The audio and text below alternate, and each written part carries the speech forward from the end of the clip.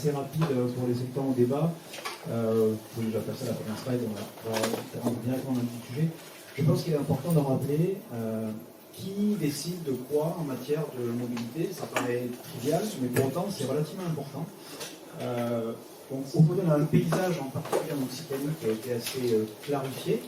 Et depuis la promulgation de la loi d'orientation des mobilités, la LOM, qui est quand même assez fondatrice pour ce qui se passe en France, la région est devenue ce qu'on appelle l'autorité organisatrice des mobilités, partout sur le territoire, qui n'a pas pris la compétence, et donc partout à l'exclusion de toutes les agglomérations, dont ICO.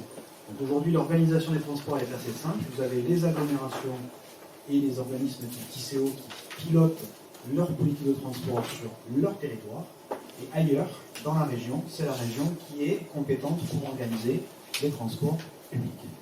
Alors, transport public, pas tout à fait, on va y revenir, et l'intervenant de Carrosse sera une dizaine là-dessus. Donc aujourd'hui, les compétences de la région, mais ce sont les mêmes pour les transports urbains et pour TCO, hein. C'est ça qui est assez intéressant. Donc transport scolaire évidemment, ligne régulière, donc nous ce sont des cars, chez TCO ce sont des bus, hein, les 58, 88, etc. Le transport à la demande, donc ça c'est une solution qui est activée à la fois par TCO avec ces navettes à la demande, mais nous aussi par la région dans les territoires encore plus ruraux que ceux qu'on peut connaître autour de Toulouse. Et puis 3 nouvelles mobilités qui ont été introduites par cette fameuse LOM. Les mobilités actives, le vélo, la marche à pied. En clair, jusqu'à présent, il n'y avait pas de capacité pour une collectivité comme la région, ou une agglomération pour TCO, de clairement orienter, piloter, programmer des actions en faveur du vélo. Idem pour ce qu'on appelle les mobilités partagées, le covoiturage. En clair, la région n'avait pas de compétences pour pouvoir intervenir sur ce champ-là. Et puis un dernier champ qui est un petit peu en marge, que la loi a qualifié de mobilité solidaire, sous l'angle aidant les gens à changer leur pratique de mobilité en mettant en place des plans de mobilité solidaire, c'est-à-dire de l'accompagnement plus ou moins personnalisé.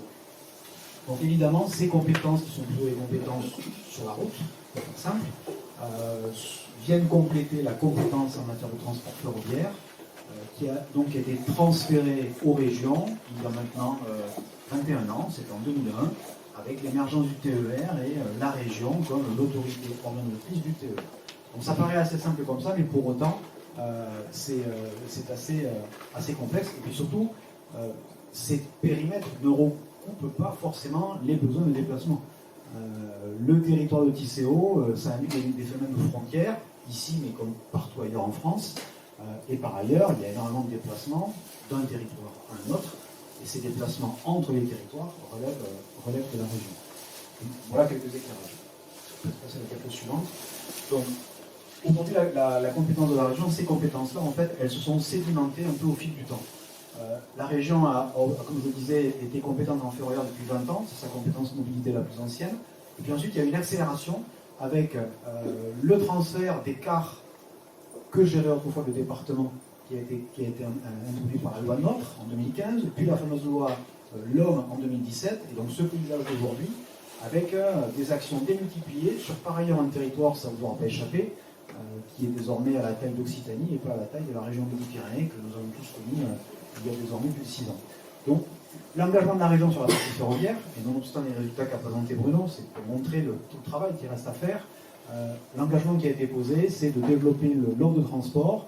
Ça s'est traduit sur le territoire toulousain par un développement au nord vers Montauban, au sud-ouest sur l'Est de Tarbes, et ici, mais pas spécifiquement sur la partie périurbaine, puisque c'était plus un développement à la maille de la grande région, pour relier ces deux territoires régionaux, entre la Haute-Garonne et l'Aude, avec la ligne Toulouse-Narbonne, et au-delà vers Montpellier et vers Perpignan. L'objectif que nous avons aujourd'hui, c'est toujours pareil, c'est de faire plus de trains et mieux de trains, avec un champ des contraintes qui est, en matière de transport ferroviaire, immense. On pourrait y passer de nombreuses heures, c'est pas l'objet ce soir. Alors, en fait, qu'est-ce qui s'est passé aujourd'hui et qu'est-ce qui fait que l'offre que nous constatons aujourd'hui sur ce territoire, elle est telle qu'elle est et elle peut être objet de critiques telles que Bruno Revelli les a formulées. Nous, on a une dimension d'intervention, je l'ai dit, qui est quand même avec un prisme extrêmement grand. L'Occitanie, c'est plus grand que le Benelux. On n'est pas comme ça, mais quand même assez redoutable. Donc, nous, ce qu'il a fallu qu'on construise pour relier ces territoires de cette grande région, mais comme TCO le fait, pour relier ces territoires au sein de son agglomération, c'est construire un système ferroviaire qui soit fonctionnel et optimisé. Donc ça, c'est ce qu'on a fait en 2020. Et donc on a décidé que, enfin les élus, ce sont les élus qui ont décidé que finalement, à la maille de cette grande région, Narbonne était un nœud central pour organiser les transports ferroviaires vers Montpellier, vers Toulouse et vers Perpignan. Et partant, l'organisation de l'offre ferroviaire entre Narbonne et Toulouse, et donc dans le Sicoval, elle est le fruit et la conséquence de ce choix stratégique vu à une échelle qui est très dézoomée par rapport aux problématiques locales sur le territoire du Sicoval. Donc en organisation, je ne détaille pas parce que je pense qu'on a déjà on va y revenir. L'objectif était aussi d'avoir, c'est une critique qui a été souvent formulée, Bruno ne l'a pas reprise d'ailleurs, il a parlé d'amplitude qui n'était pas à la hauteur, mais il n'a pas parlé de répartition dans la journée. C'est effectivement une critique historique qu'on peut formuler sur beaucoup de réseaux et de systèmes de transport ferroviaires régionaux. Historiquement, on dimensionnait l'offre de transport sur les besoins domicile-travail, domicile-études, c'est-à-dire le matin et le soir, et ce qui se passait en journée, le week-end, en soirée, c'était pas trop regardé par les organisateurs de transport. Le monde a bien changé, et donc aujourd'hui, nous, ça a été l'opportunité aussi sur cette liaison de mieux répartir l'offre tout au long de la journée. Donc effectivement, aujourd'hui, vous trouvez dans des gares comme Baziège-Escalquens ou la Belge-Monopole, un train toutes les heures à minima toute la journée, et on monte à un train à la demi-heure en heure de pointe.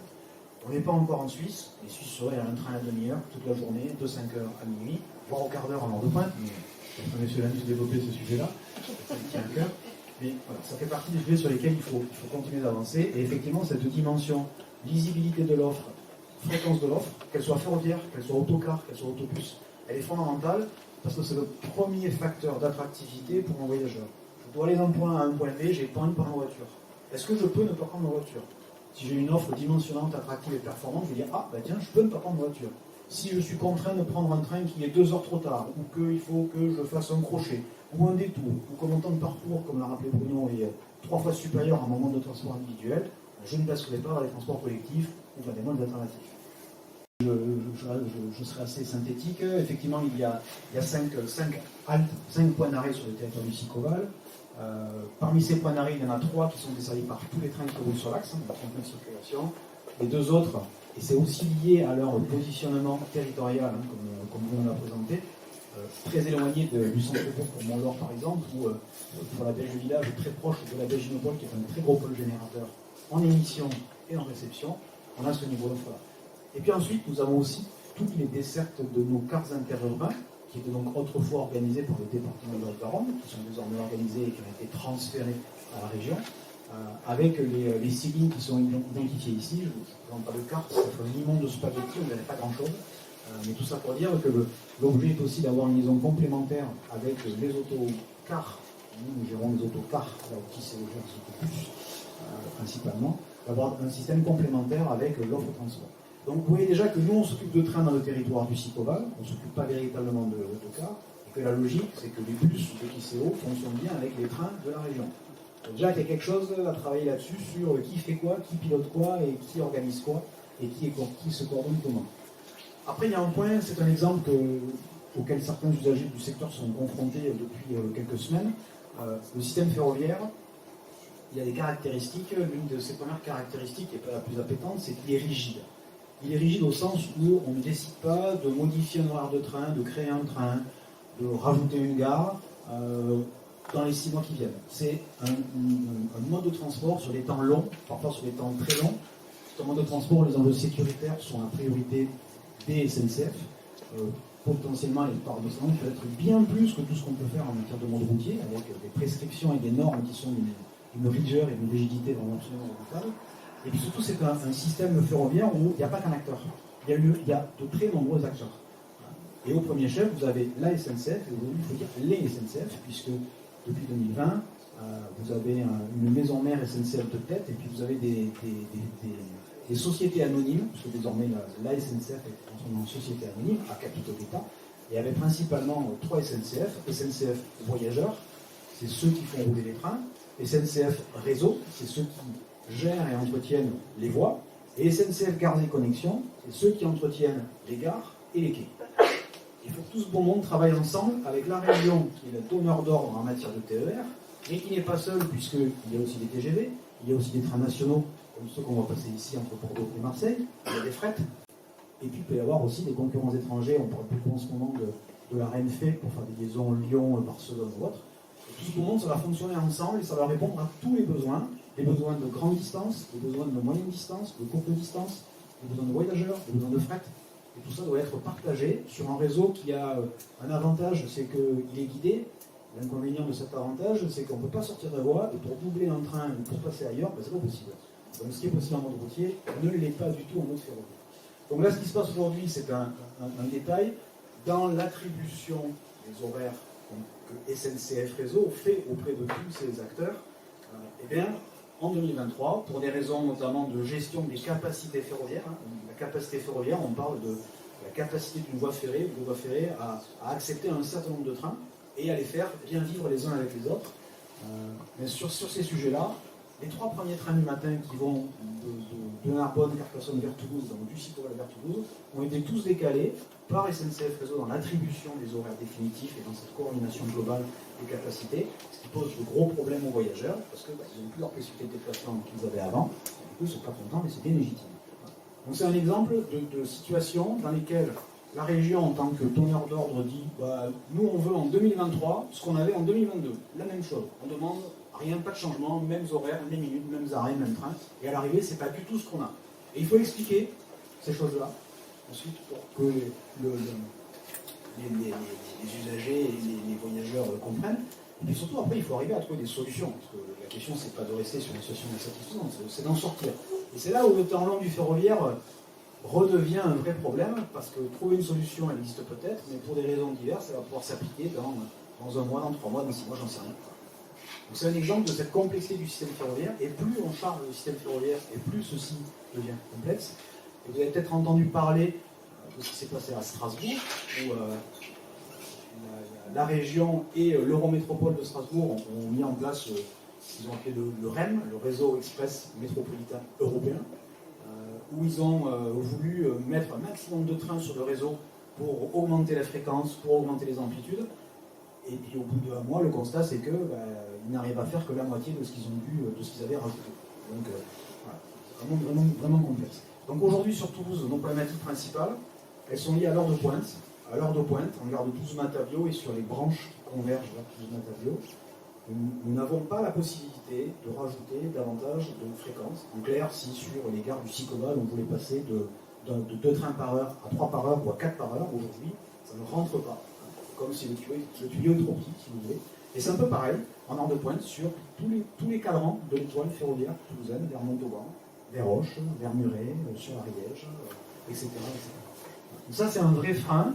Et du coup, c'est une dimension à prendre en compte, puisque rajouter les trains quand il y a la place, c'est facile. Rajouter les trains quand il n'y a plus de place, il faut investir. On passe à des sujets notoirement complexes. Dernière diapo, donc, du coup, on rebondit sur cette question, comment faire évoluer, comment passer un cap. On a un réel besoin de déplacement, donc vous pouvez l'évoquer tout à l'heure, on a plusieurs outils, les enquêtes de déplacement, les comptages divers et variés. Il y a aussi, il faut savoir, pour identifier ses besoins de déplacement. Les gens veulent aller d'où à où, quels sont les flux, quels sont les volumes. Il y a aujourd'hui une structure partenariale entre toutes les collectivités intéressées en transport ferroviaire ou routier qui s'appelle le CAMIOT. C'est une structure de modélisation, c'est-à-dire qui prend toutes les mesures qui peuvent être constatées en termes de besoins de déplacement et qui ensuite, par rapport à des évolutions d'offres chez les uns et chez les autres, fait des hypothèses et des modélisations de tiens, si on fait ça, ça va donner quoi sur l'utilisation de ces services. Donc la question des RER, donc vous avez beaucoup entendu parler dans la radio, notamment par rapport aux déclarations surprenantes, on va dire, du président de la République. Ça serait peu l'anus de décider ce point-là. Le RER, ça ne se fait pas en claquement de doigts. Déjà, il faut savoir de quoi on parle. Moi, je pense souvent à un exemple. Tout à l'heure, on a dit il y a 39 trains par jour à Escale 15. Il y a 39 trains par jour à Escale 15. Sur les RERA à Paris, il y a 52 trains par heure. Et puis, ce n'est pas les mêmes trains. Nous, on a des trains qui sont 300, 400, 500 places. Là-bas, ils font 2500 places. Donc, il faut aussi avoir de quoi parle-t-on, vers quoi veut-on aller, et c'est quoi l'objectif vers lequel on veut se rendre. L'un des sujets majeurs, c'est effectivement, on l'a plus ou moins abordé, d'avoir une gouvernance des mobilités qui puisse être mieux permettre cette meilleure coordination on est toujours plus fort à plusieurs que seul dans son coin. Et puis évidemment, il y a un problème financier, puisque il ne vous aura peut-être pas échappé que pour financer les infrastructures, la région n'est pas compétente. Le réseau ferroviaire n'appartient pas à la région, quel qu'il soit. Et donc l'entretien des infrastructures, le développement des infrastructures, ce n'est pas le rôle de la région. C'est exactement comme, je ne sais pas, utiliser un service, mais en fait, c'est pas vous qui êtes propriétaire, donc c'est pas à vous d'entretenir. Aujourd'hui, si on considère que le train c'est une personne et le réseau ferroviaire une maison, quand vous n'êtes pas propriétaire de votre maison, c'est pas vous l'entretenir, ni de la construire, ni de l'agrandir. Donc c'est un sujet vraiment majeur, et donc du coup, on a ces vraies problématiques, mais à Toulouse en particulier, mais de manière générale, je pense, en France. Et puis dernier point, sur la partie des cars interurbains qui permettent de faire ce lien entre la partie qui s'est au-delà et le lien ensuite vers les territoires plus éloignés. La particularité en Occitanie a été que le département de la Haute-Garonne, qui logiquement devait transférer l'exercice de la compétence des autocars interurbains en 2017, il y a eu un accord pour qu'il la conserve par délégation jusqu'au 31 décembre 2021. Donc en clair, les autocars interurbains, ceux qui vont jusqu'à Villefranche, Les Hoppes, Vernalieu, etc., la région est à la manœuvre concrètement depuis le 1er janvier 2022, et donc on a entamé des réflexions pour faire évoluer ce réseau dans une logique de réseau unique.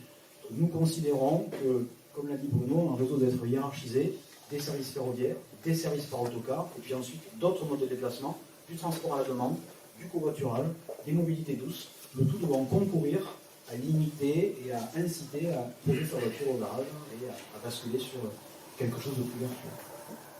Voilà en quelques mots ce que j'ai partagé avec vous.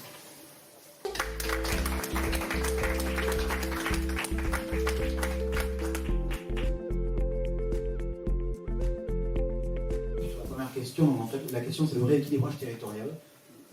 Donc là, effectivement, comment est-ce que la région, par ses politiques, et surtout par les compétences qui lui sont dévolues, elles sont limitées comme voilà, pour les collectivités, comment est-ce que la région met en œuvre un rééquilibrage territorial pour éviter cette métropolisation, comme vous l'avez dit, et remettre de l'activité, de la vie dans les territoires. Alors aujourd'hui, il y a d'abord, c'est un sujet qui est évidemment complexe parce qu'il ne dépend pas d'un seul facteur, il dépend de plusieurs facteurs. Il dépend du tissu économique, qui lui-même est un facteur d'attractivité et de besoin de manœuvre et d'attractivité des habitants. Il dépend de choix des uns et des autres. Il dépend ensuite des leviers qu'on va mettre en place. Il y en a un aujourd'hui qui est fondamental, me semble-t-il, et pour le coup qui appelle la région, c'est le droit à l'urbanisme. La capacité à faire des constructions et à organiser la constructibilité des territoires et la densification des territoires. Tout ça, c'est la planification urbaine, qui est notamment aujourd'hui mise en œuvre, vous les connaissez bien, par les SCOT. C'est le schéma de cohérence territoriale qui est piloté par des structures ad hoc, encore une fois, qui regroupent les différents acteurs du territoire, qui définit quel territoire on peut urbaniser et quel territoire on ne peut pas urbaniser. Et ce qu'on constate aujourd'hui sur l'agglomération toulousaine, c'est qu'on est sur la conséquence de 30, 40, 50, 60 ans d'étalement urbain, pour des raisons diverses et variées. Enfin, je pense qu'il y a eu beaucoup de travaux de recherche en la matière, mais aujourd'hui c'est un constat. L'INSEE le dit. L'INSEE dit qu'aujourd'hui, l'aire d'attractivité toulousaine, qui a remplacé ce qu'on appelait avant l'aire urbaine, l'aire d'attractivité toulousaine, l'INSEE rappelle que c'est la plus grande de France, plus grande que celle de Lyon, la plus étendue au niveau géographique, qu'elle se porte sur 6 départements. Donc là, on est vraiment bien au-delà des découpages administratifs qu'on peut connaître, des découpages de compétences que j'ai évoqués tout à l'heure, et avec une croissance, vous l'avez rappelé, de 20 000 habitants à l'échelle de la métropole, mais de 40 000 habitants, entre 30 et 40 000 à l'échelle de l'urbaine, enfin, de cette attractivité. Et qui fait que par le poids de l'histoire, aujourd'hui, cette attractivité, c'est 1,5 million d'habitants. On ne va pas dire aux gens qui habitent, qui ont fait construire leur pavillon ici ou là, non c'est fini, vous n'allez pas habiter là, vous allez déménager, vous allez vous rapprocher d'un centre-ville pour habiter dans un F3, dans un immeuble, parce qu'on va rapprocher les gens, ou alors vous allez à la Carcassonne ou autre. La question c'est comment est-ce qu'on gère tous les flux de nouveaux arrivants.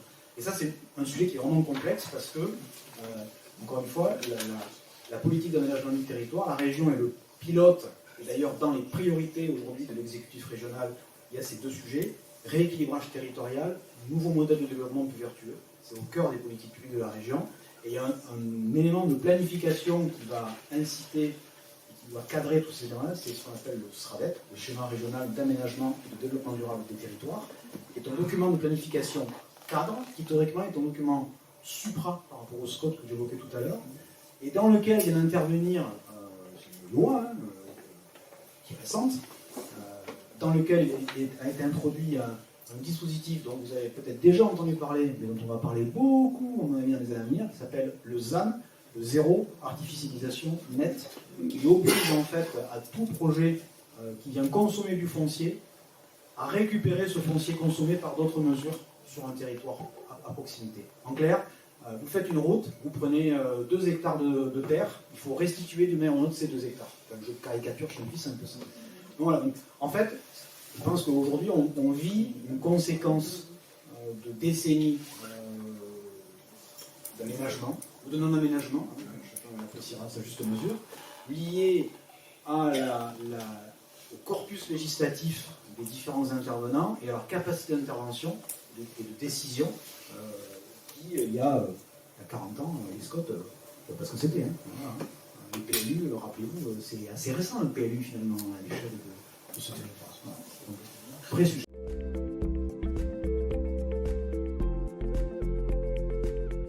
Par rapport à la deuxième question, alors, moi je ne rentrerai pas dans les choix politiques, comme je vous l'ai dit tout à l'heure, moi je suis technicien de la région.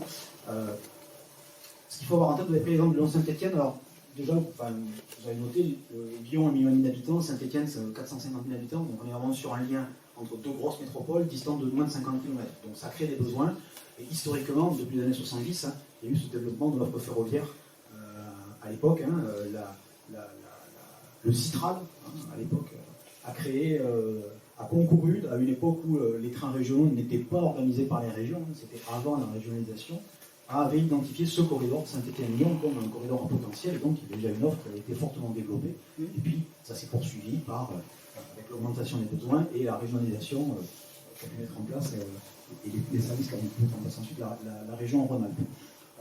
La planification budgétaire aujourd'hui, d'abord, chaque collectivité est autonome dans ses décisions budgétaires. Enfin, vous le savez, ce que fait la région, le département n'a pas à y regarder, et vice-versa, par rapport à la commune, aux collectivités. Ça, c'est la première lecture. Ensuite, pour faire une planification à long terme, il faut avoir une vision sur les ressources. C'est pas un dessin de ce qui s'est passé il y a 2 ans, comment la visibilité budgétaire des différentes collectivités a explosé en vol avec la crise du Covid et la remise en cause de tout un tas de politiques publiques dans leur déploiement, le soutien à l'activité économique, etc., etc. Et il n'y a pas aujourd'hui de structure qui rassemble de manière uniforme, de manière homogène, les investissements en mobilité des uns et des autres. Alors après, il y a des cadres d'intervention, il y a des contractualisations. La plus connue entre l'État et la région, c'est le contrat de plan État-région, qui dit voilà où on va et voilà ce qu'on va faire dans la période qui nous intéresse, dans les 5 ou 7 ans qui sont devant nous.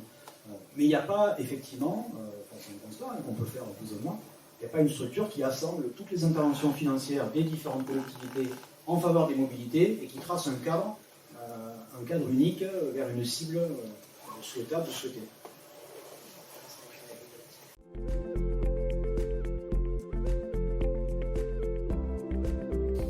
Je n'ai pas la réponse.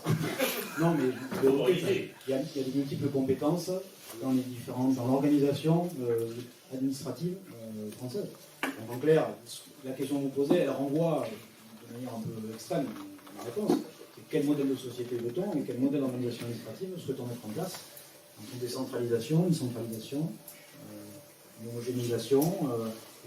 Faut-il d'abord faire les réseaux de transport avant de faire les logements? Mais comme ce n'est pas les mêmes qui font les réseaux de transport et ceux qui font les logements, voilà. Donc, moi, je n'ai pas la réponse.